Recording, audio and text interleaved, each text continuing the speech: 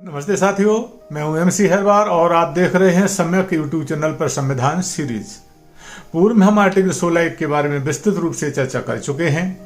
सभी आर्टिकल सम्यक channel YouTube पर उपलब्ध हैं। आज हम संविधान के आर्टिकल 16(1) के अंतर्गत उच्चतम न्यायालय द्वारा दिए गए एक फैसले के बारे में जानने की कोशिश करेंगे। यदि राज्य द्वारा किसी पद के लिए लिखित परीक्षा आयोजित कर एवं इंटरव्यू के बाद नियुक्ति देने का विज्ञापन जारी किया गया हो, लेकिन राज्य द्वारा लिखित परीक्षा आयोजित कर उसके अंकों पर विचार न किया जाकर सिर्फ इंटरव्यू आयोजित कर नियुक्ति कर दी जाए तो क्या आर्टिकल 16(1) का उल्लंघन है? आज हम उच्चतम न्यायालय द्वारा दिए गए इसी फैसले के बारे में जानने की कोशिश करते हैं। प्रकरण यह है प्रवीण सिंह वर्सेस पंजाब राज्य 2001। उच्चतम न्यायालय द्वारा दिए गए एक महत्वपूर्ण फैसला।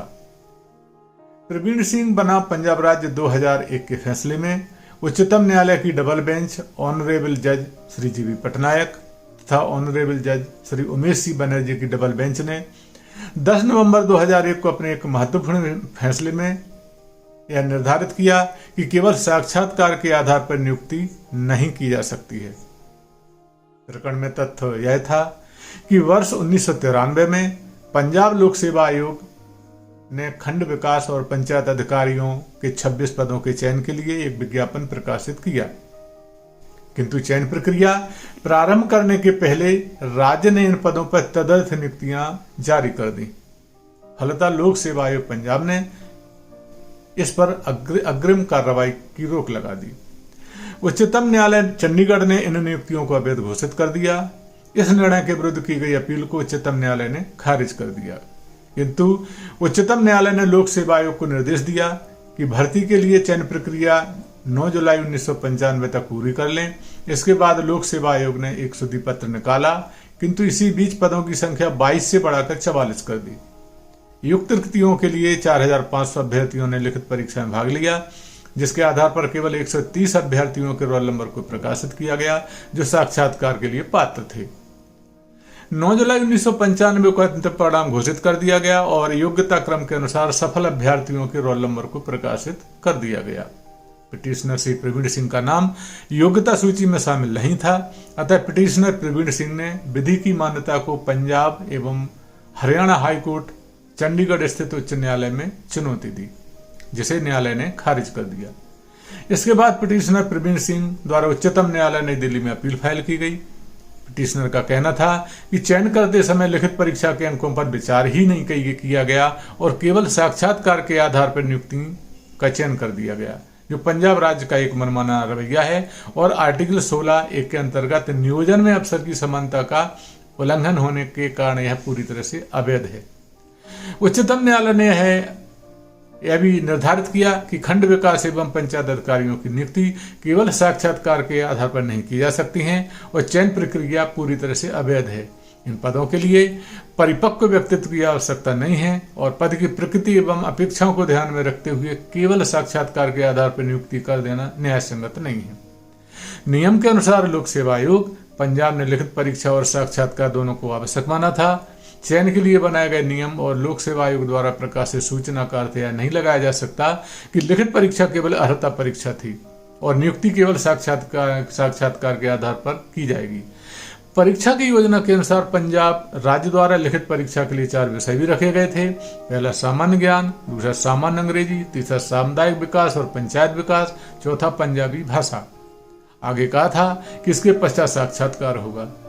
परीक्षा योजना के अनुसार लिखित परीक्षा में फेल होने पर कोई भी अभ्यर्थी साक्षात्कार के लिए पात्र नहीं होगा यदि उसके प्रत्येक विषय में 33% से कम अंक आते हैं। कोर्ट ने कहा कि यह स्पष्ट है कि चयन प्रक्रिया लिखित परीक्षा के महत्व को समाप्त करने का प्रश्न ही नहीं था।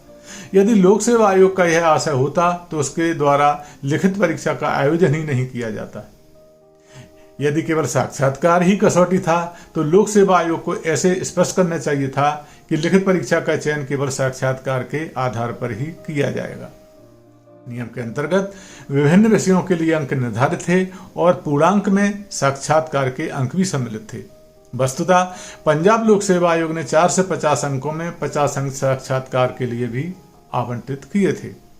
जब आयोग ने स्पष्ट भाषा में कहा था कि परीक्षा के लिए 450 अंक होंगे और उसमें से 50 अंक साक्षात्कार के भी होंगे, तो इसका तात्पर्य यह नहीं था कि केवल 50 अंक की आवश्यक ही होंगे और 400 अंक बिल्कुल फालतू और निरर्थक होंगे।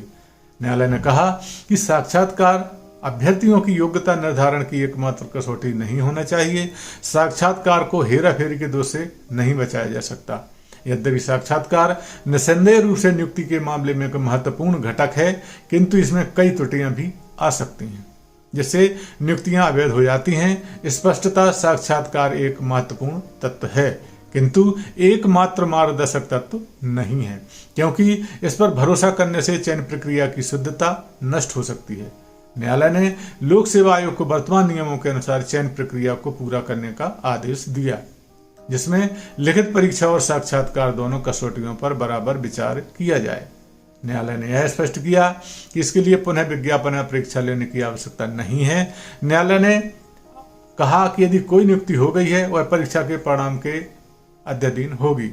इस प्रकार पिटिशनर श्री प्रवीण सिंह के पिटीशन को उच्चतम न्यायालय द्वारा स्वीकार कर लिया गया और इस प्रकार यह थी प्रवीण सिंह बना पंजाब राज्य 2001 के प्रकरण की जानकारी जो आपकी ओर प्रस्तुत की गई है। जल्द ही हम संविधान के आर्टिकल 16(2) को लेकर पुनः उपस्थित होंगे।